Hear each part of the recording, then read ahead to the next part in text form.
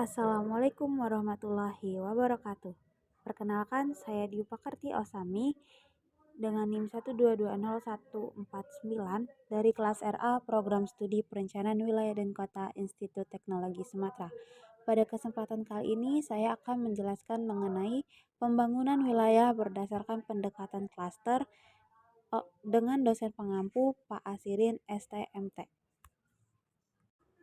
Pada kesempatan kali ini akan membahas 5 outline, yaitu yang pertama latar belakang dan sejarah teori keunggulan kompetitif dan klaster, kedua pokok pemikiran pendekatan keunggulan kompetitif, ketiga manfaat klaster, keempat pembangunan regional dan kebijakan dengan pendekatan keunggulan kompetitif, dan yang kelima yaitu kritik atas konsep Porter. Memasuki pembahasan yang pertama yaitu latar belakang dan sejarah mengenai kemunculan awal teori keunggulan kompetitif dan klaster. Teori ini diperkenalkan oleh Michael Porter. Beliau disebut sebagai bapak bidang strategi modern. Michael Porter mengembangkan konsepsi yang berpengaruh tentang keunggulan kompetitif.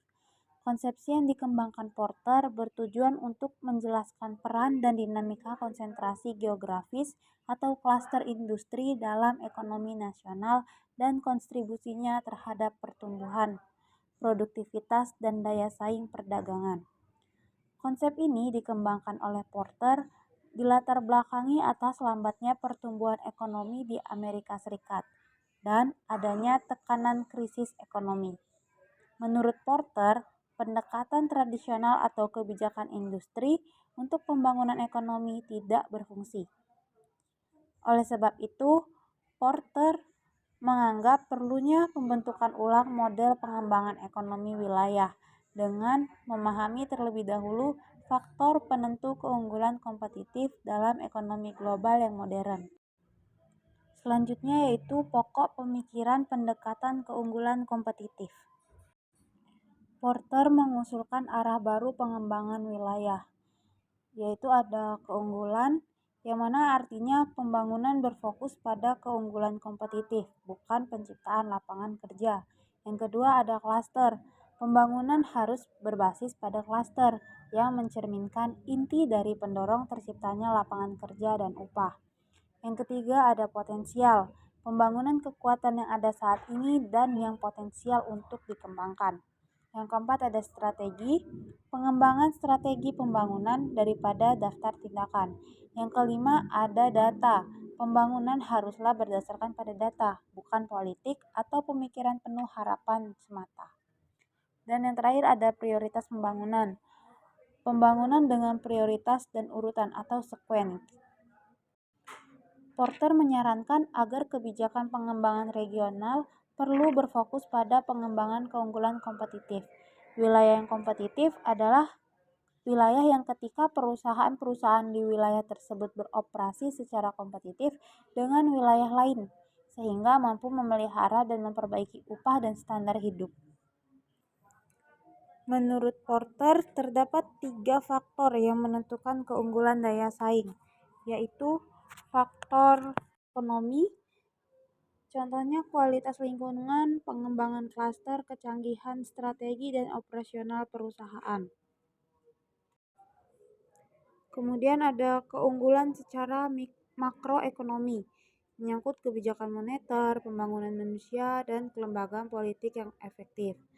Selanjutnya ada faktor endowment, yaitu sumber daya yang telah dimiliki oleh suatu wilayah seperti lokasi, lahan, kesuburan tanah, iklim, sumber daya alam, bentang alam, pemandangan alam, lingkungan, penduduk, serta warisan dan cagar budaya. Untuk mencapai keunggulan kompetitif, Porter mengusulkan teori klaster, pemikiran intelektual awal dari klaster yang paling tidak berasal dari Marshall, yang memasukkan bab menarik tentang eksternalitas lokasi industri, khusus dalam bukunya yang berjudul Principles of Economics. Klaster merupakan kelompok perusahaan yang saling berhubungan secara geografis, secara langsung, dan kelembagaan yang saling berkaitan dalam bidang tertentu. dihubungkan oleh kesamaan dan hubungan saling melengkapi. Lingkup geografis klaster berkisar dari suatu daerah, negara bagian, atau bahkan satu kota untuk menjangkau wilayah sekitarnya. Lingkup geografis suatu klaster berkaitan dengan jarak di mana informasi transaksional, insentif, dan efisiensi lainnya terjadi. Porter mencontohkan beberapa klaster seperti klaster anggur di California, di negara bagian Amerika Serikat. Nah, berikut merupakan diagram alir mengenai klaster anggur di California. Diawali pada pertanian atau perkebunan anggur. Kemudian di sini dilakukan pendidikan, riset, dan organisasi perdagangan dari Institut Wine, UC Davis, dan Institut Kuliner. Telah diketahui bahwa perkebunan anggur yang ada di California ini merupakan perkebunan anggur yang cukup besar dari beberapa negara yang ada di dunia. Ini menghasilkan wine yang cukup besar. Kemudian untuk menghasilkan wine yang berkualitas baik diperlukan lembaga pemerintahan atau lembaga riset yang terdiri atas komite seleksi, produksi, dan ekonomi wine. Lembaga-lembaga ini akan melakukan seleksi apakah setelah pengelolaan anggur ini layak untuk dijual, terkait jumlah produksinya dan seberapa besar jumlah pengaruhnya terhadap pertumbuhan ekonomi pemerintahan California. Nah, kemudian kemudian produksi hasil pertanian anggur ini memerlukan pergudangan anggur. Kemudian dia juga untuk mendapatkan hasil yang baik juga memerlukan pupuk, pestisida, dan herbisida, serta peralatan panen anggur dan teknologi irigasi.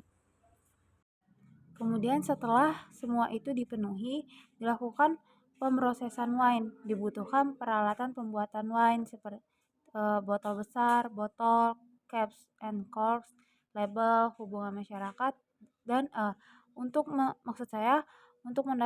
setelah mendapatkan hasil produksi dari anggur, maka dilakukan hubungan masyarakat dan periklanan. Juga dilakukan spesialis publikasi melalui jurnal perdagangan atau majalah. Hal ini dilakukan untuk sebagai branding bahwa wine yang diproduksi California ini sanggup bersaing pada kaca internasional.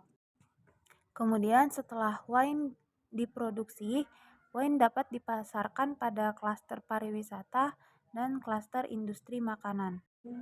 Selanjutnya membahas mengenai komposisi klaster dan sumber keunggulan kompetitif lokasi Amerika Serikat.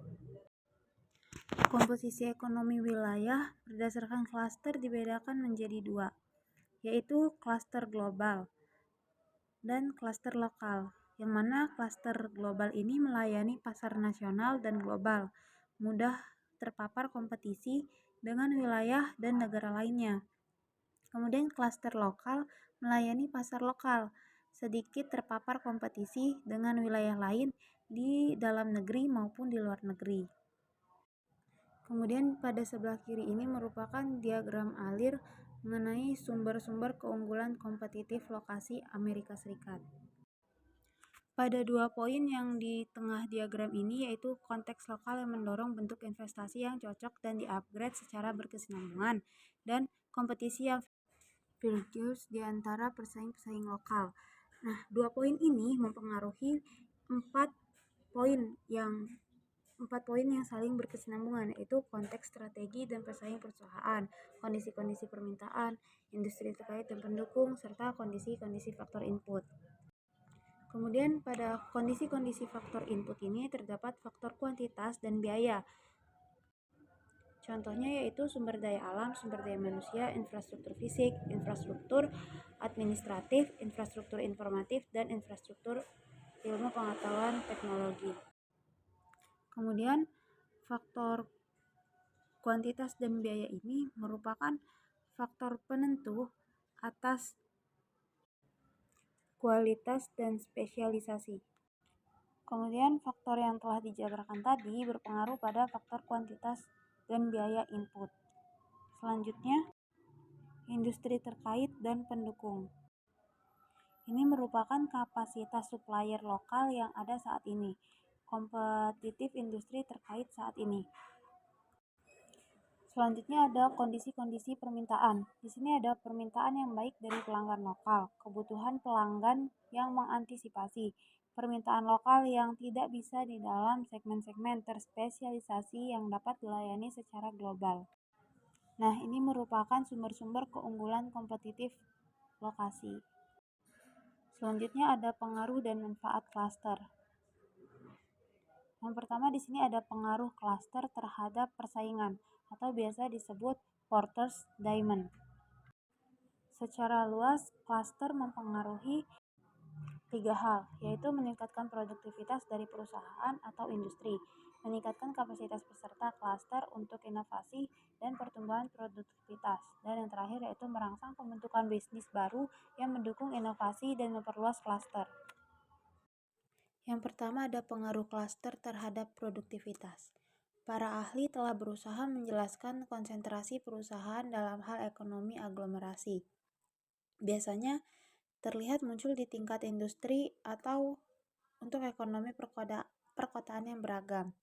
Banyak perlakuan ekonomi aglomerasi bersandar pada minimalisasi biaya karena kedekatan dengan input atau kedekatan dengan pasar. Kemudian, sifat-sifat ekonomi aglomerasi telah bergeser ke tingkat klaster dan jauh dari industri yang lebih sempit atau daerah perkotaan semata. Di sini ada 5 pengaruh klaster terhadap produktivitas, yaitu yang pertama akses dan input karyawan khusus. Lokasi dalam sebuah klaster memberikan akses yang unggul atau lebih murah ke input khusus seperti komponen, mesin, layanan bisnis, dan personel dibandingkan dengan integrasi vertikal aliansi formal dengan entitas luar atau mengimpor input dari lokasi yang jauh. Keberadaan klaster tidak hanya meningkatkan permintaan input khusus tetapi juga meningkatkan pasokan, ketersediaan personel khusus, layanan dan komponen, dan jumlah entitas yang menciptakannya seringkali jauh lebih besar dari klaster daripada di tempat lain meskipun persaingannya lebih besar. Kemudian ada akses informasi. Pasar yang luas, teknis, dan informasi khusus lainnya terakumulasi di perusahaan dan lembaga lokal dalam sebuah klaster yang dapat diakses lebih baik atau dengan biaya lebih murah. Memungkinkan perusahaan untuk meningkatkan produktivitas saat ini dengan semakin mendekati batas produktivitas.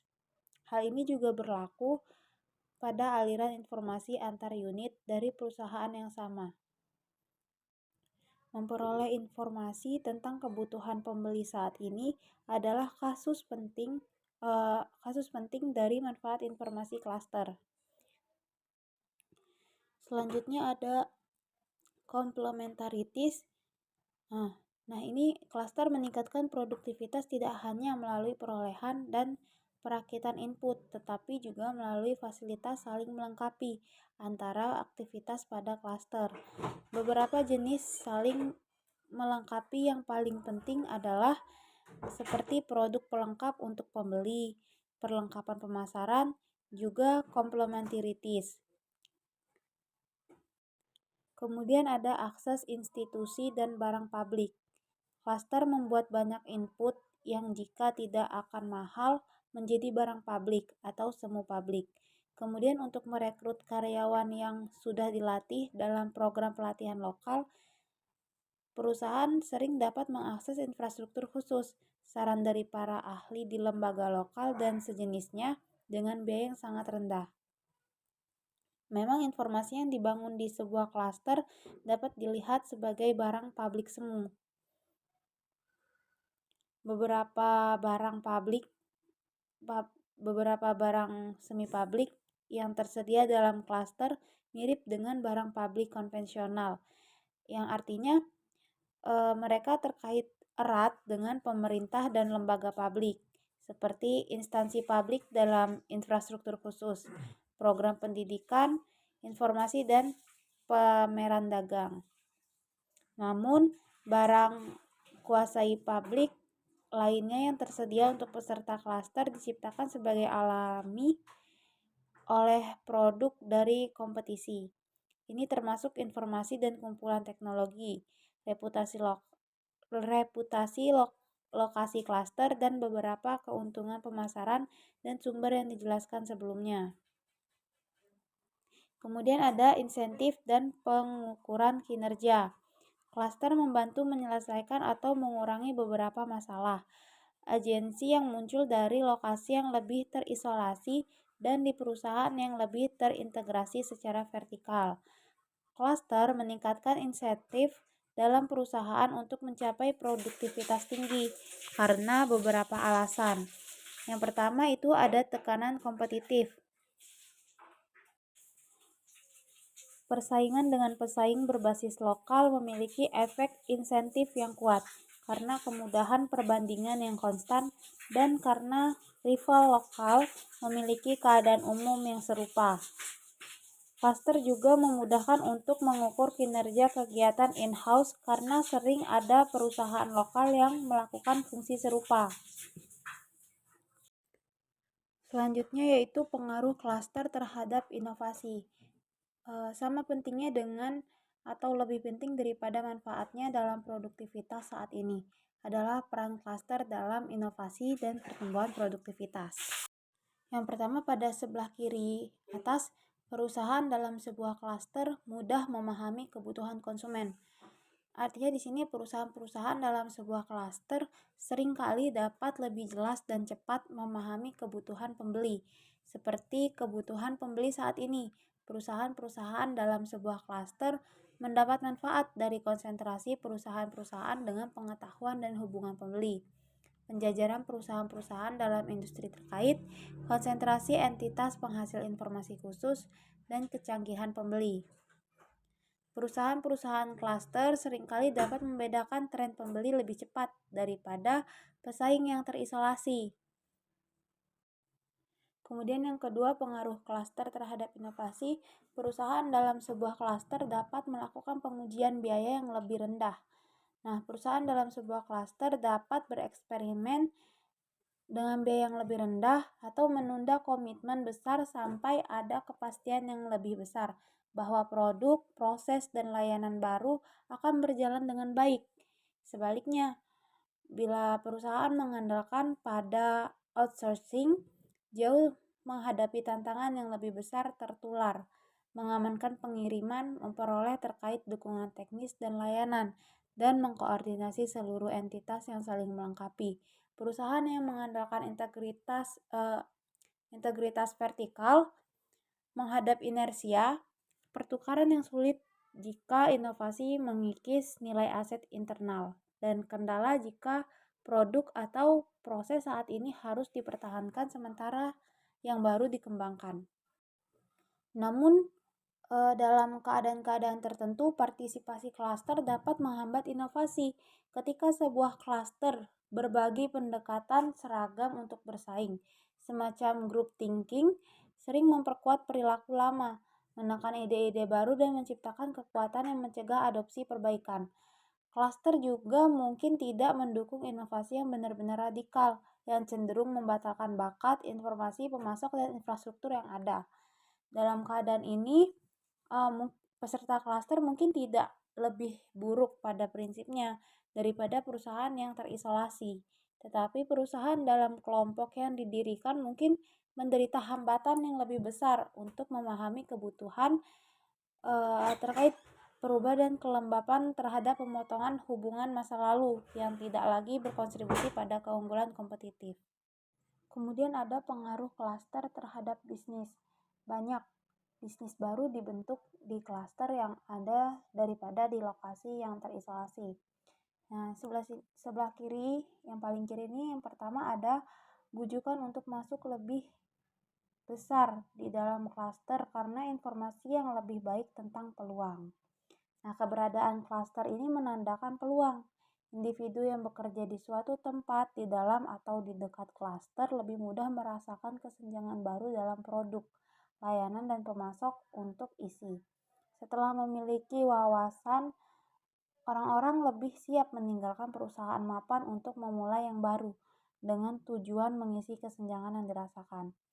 Kemudian terkait aset, keterampilan, input, dan staf yang dibutuhkan seringkali tersedia di lokasi klaster dan dikumpulkan dengan lebih mudah di sana.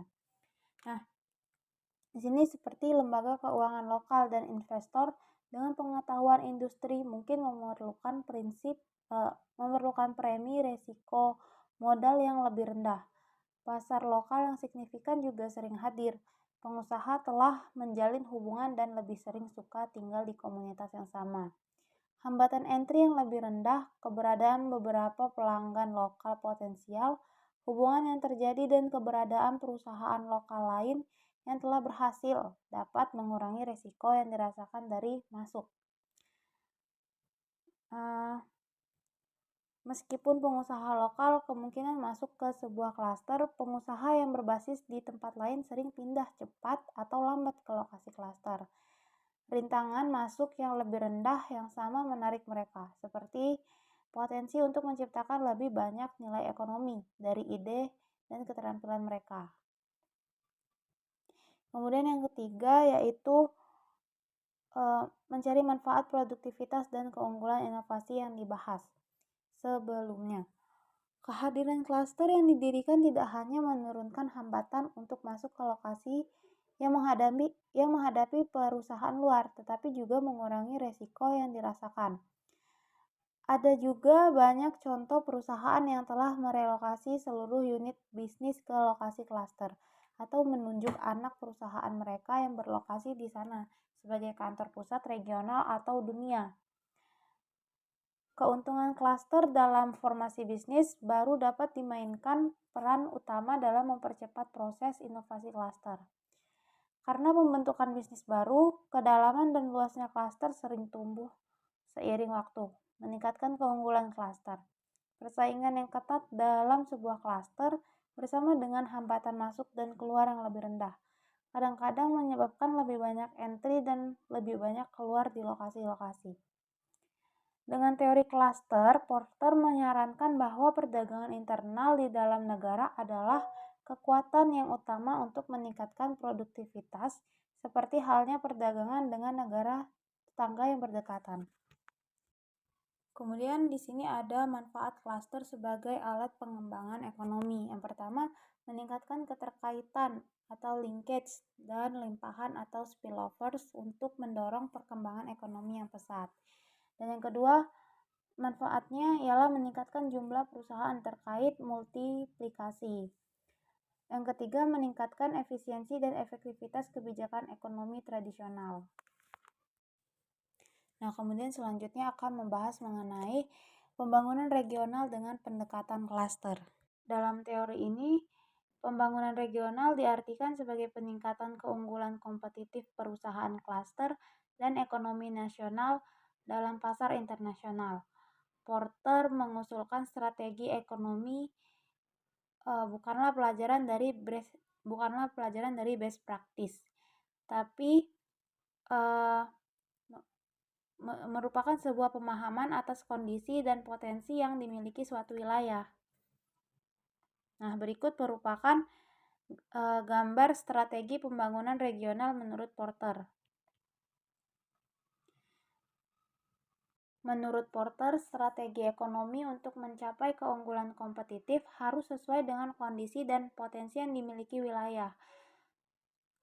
Perumusan strategi pembangunan regional menurut Porter yaitu pengembangan keunggulan nilai-nilai wilayah, pengembangan kekuatan unik yang dimiliki, pembangunan untuk mencapai dan memelihara keseimbangan dengan wilayah sekitarnya, serta menentukan prioritas dan urutan pengembangan merupakan hal yang fundamental untuk pengembangan ekonomi wilayah. Nah, kemudian selanjutnya membahas mengenai kebijakan ekonomi yang mendukung pengembangan klaster. Disajikan gambar kebijakan ekonomi terkait klaster. Yang pertama ada pengumpulan dan penyebaran informasi ekonomi.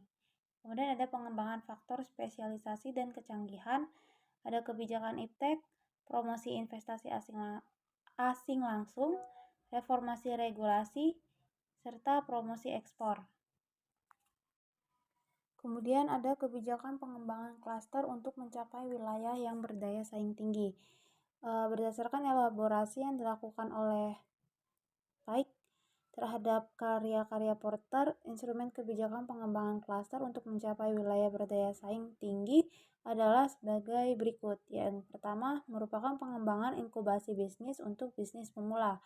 Yang kedua, menyediakan fasilitas dan jasa kolektif. Ketiga, pengembangan modal manusia. Dan yang terakhir adalah dukungan inovasi. Sampailah pada pembahasan yang terakhir, yaitu kritik atas konsep Porter. Ada beberapa tokoh yang mengkritik atas konsep Porter tentang klaster dan keunggulan kompetitif. Pada presentasi ini saya menampilkan 5 tokoh yang mengkritik atas konsep Porter. Yang pertama ini ada Pike. Menurut beliau, evaluasi terhadap bukti dampak aktual dari kebijakan klaster pada pembangunan lokal dan regional masih terbatas. Kemudian menurut Hudson, model universal seperti klaster hanya dapat berfungsi jika disesuaikan dengan konteks lokal dan regional tertentu. Dan dapat dibaca begitu seterusnya atas kritik dari Bristow, O'Donnell, dan Gordon serta McKen. Nah, sekianlah presentasi yang dapat saya sampaikan. Apabila ada kurangnya saya mohon maaf. Wassalamualaikum warahmatullahi wabarakatuh. Terima kasih.